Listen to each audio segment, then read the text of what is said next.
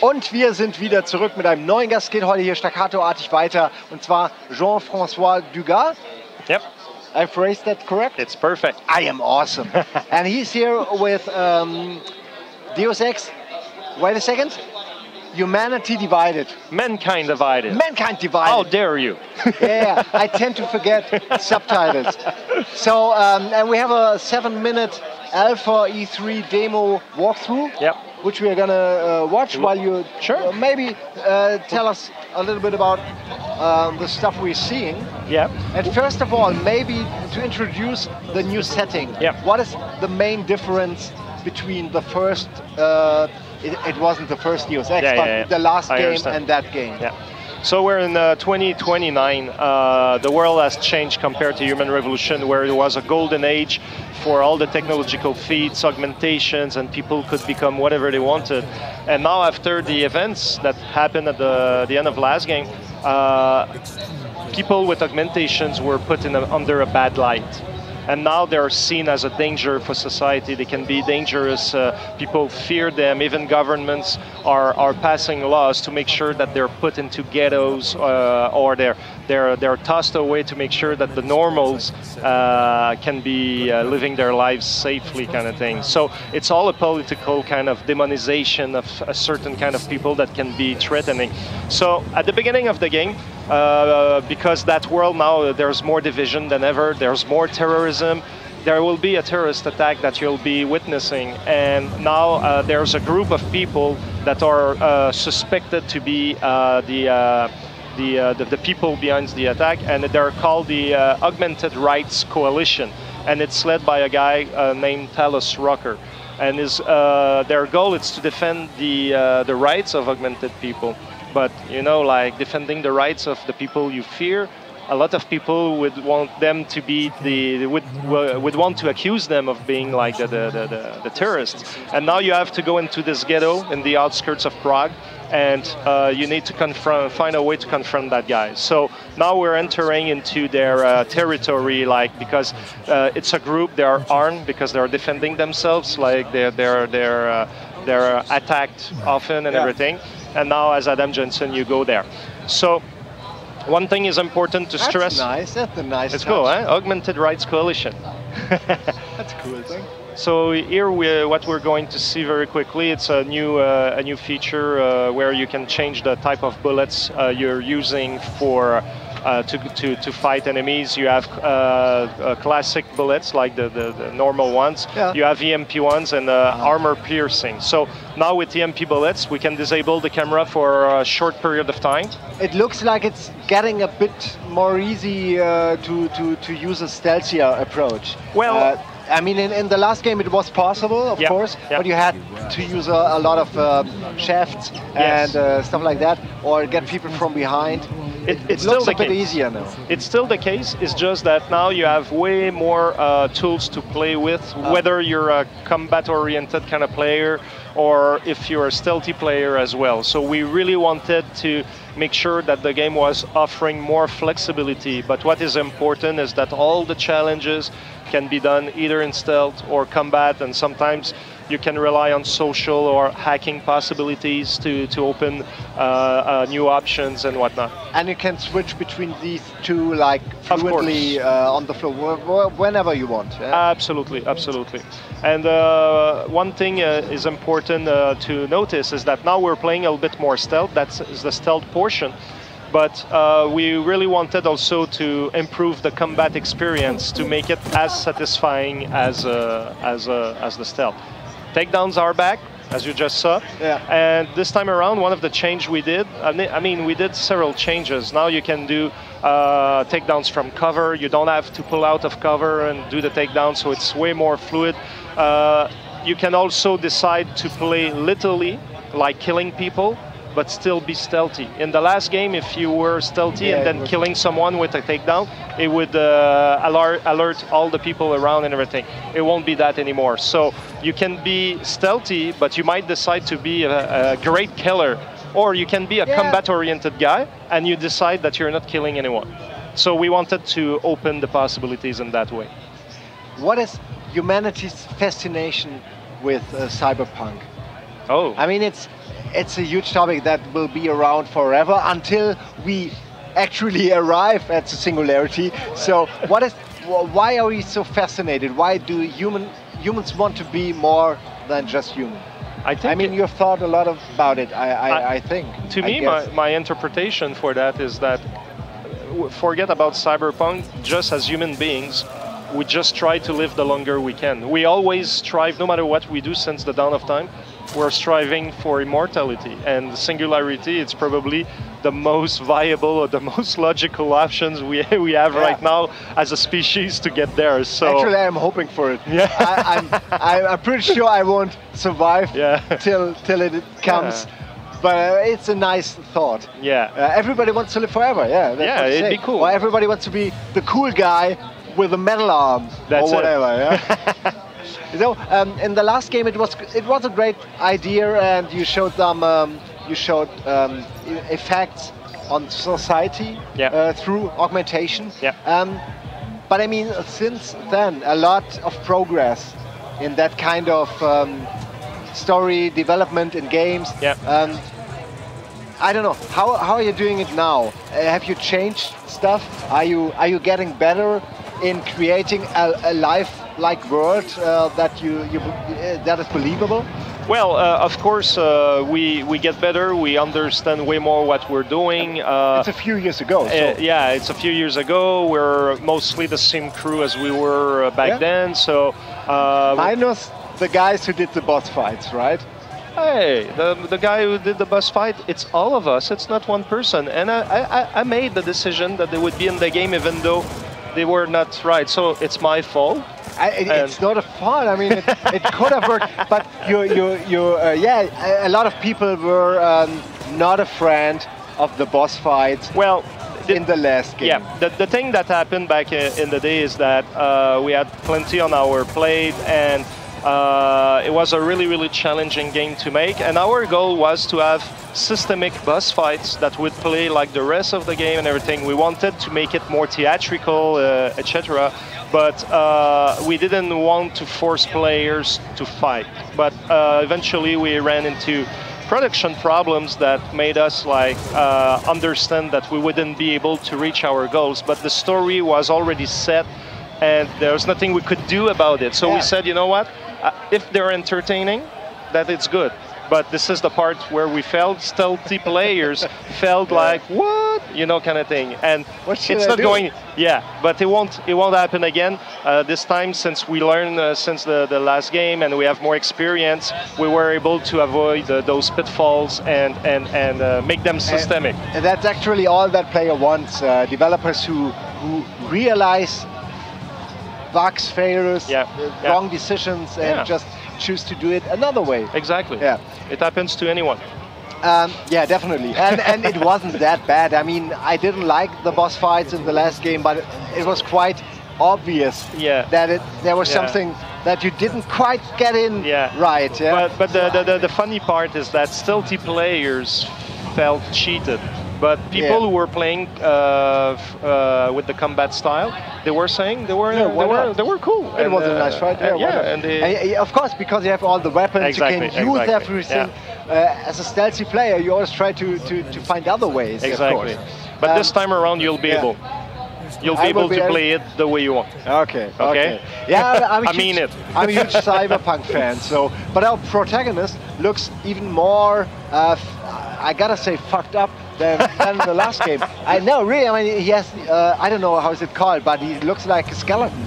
Well, he looks like he has been through a lot. You know? Well, you've seen what he went through in Human Revolution, so. And I can't believe he's still around, having his augmentations and fighting for rights or whatever. I would just go someplace, play baseball with my arms or.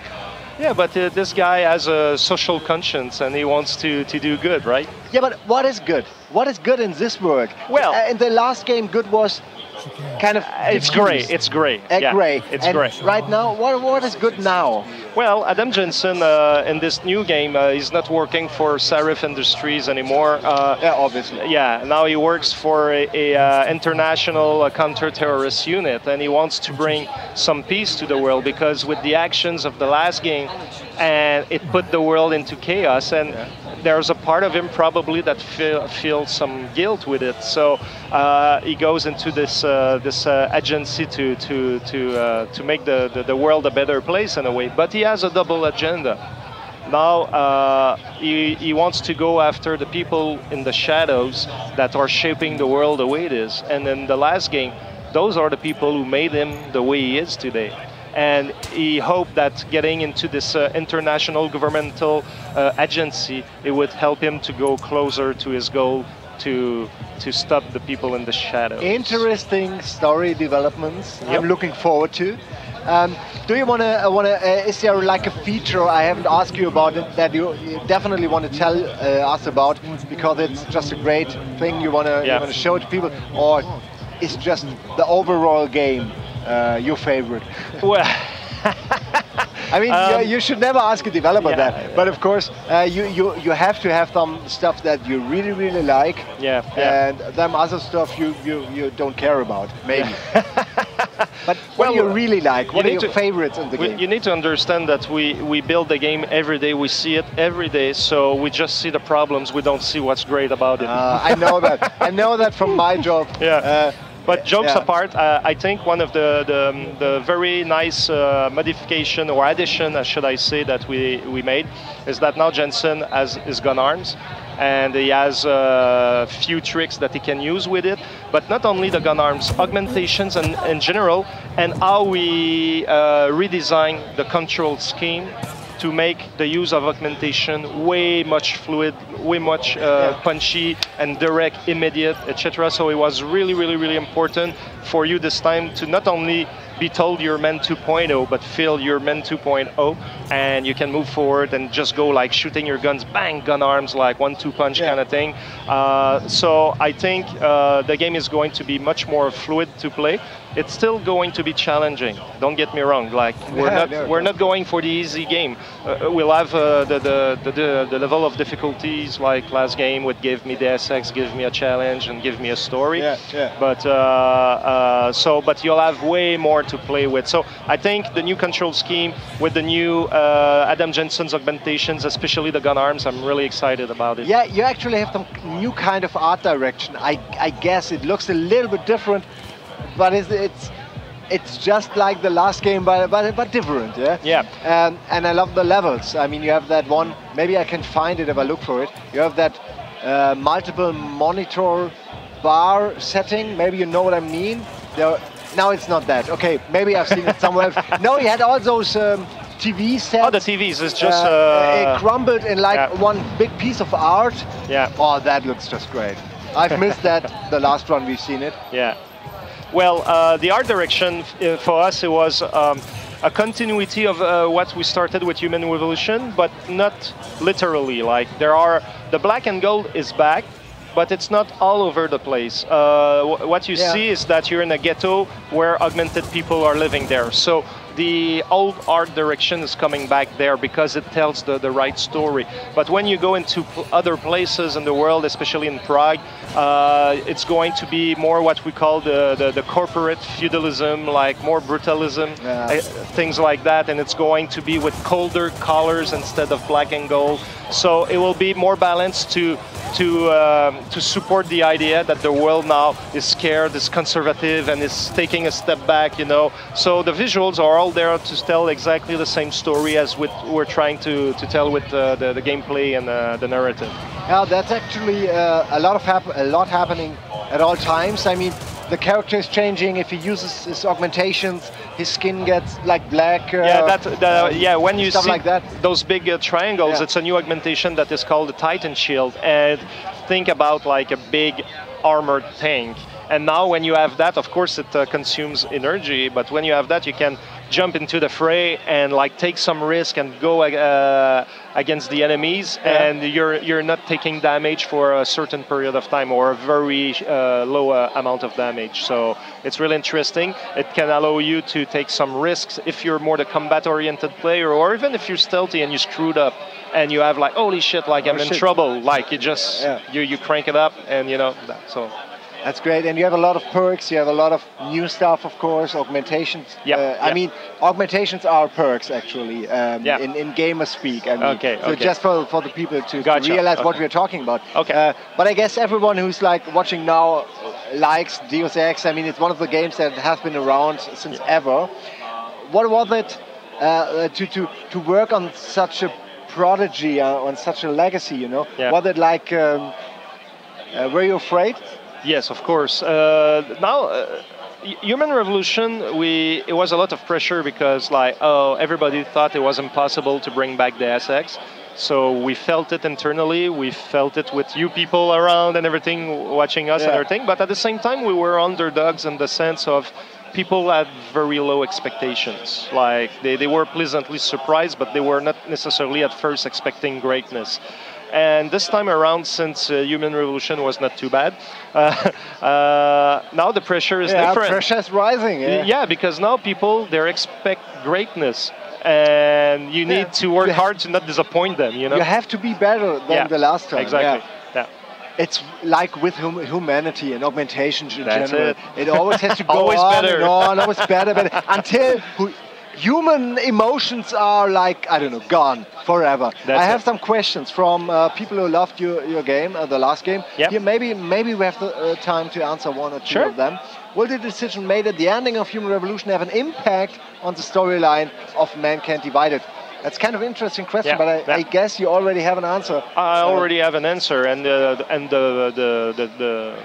truth, the blunt answer to that is that we were so over our head making Human Revolution that back in the day we were not thinking about the future, and we were like, you know what, if we survive that game, maybe we'll have a chance to do a second one. So we didn't plan it in that sense, like trying to, oh my god, in the next game it's going to be that. No, we had no clue. But after that, with the success we had and everything, now we realize that we were in good posture. So for the future, we want to think in that way. But between Human Revolution and Mankind Divided, it's not going to be like, oh my god, like reading the save game and taking it to account. But the thing is, like all the endings of the last game, and all of them, there are some element of truths, there are some element of rumors.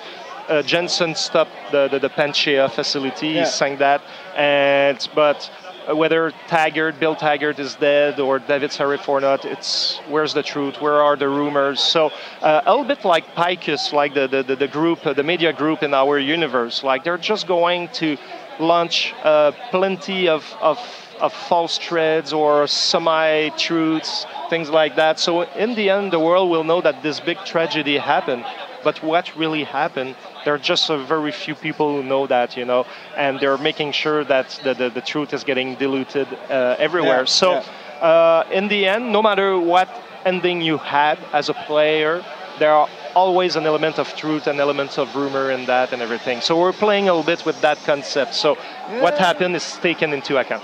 But now you said you like the idea of a high concept game trilogy, whatever. So will you have the opportunity to take your save game maybe for the next game, or are you still, we'll cross that bridge when we come to it? We'll cross that bridge when the game if we have an opportunity to make another Deus Ex after this one. So if the bridge doesn't crumble under us. So okay, maybe, I'm sorry, I was talking too much, but maybe 2 more questions.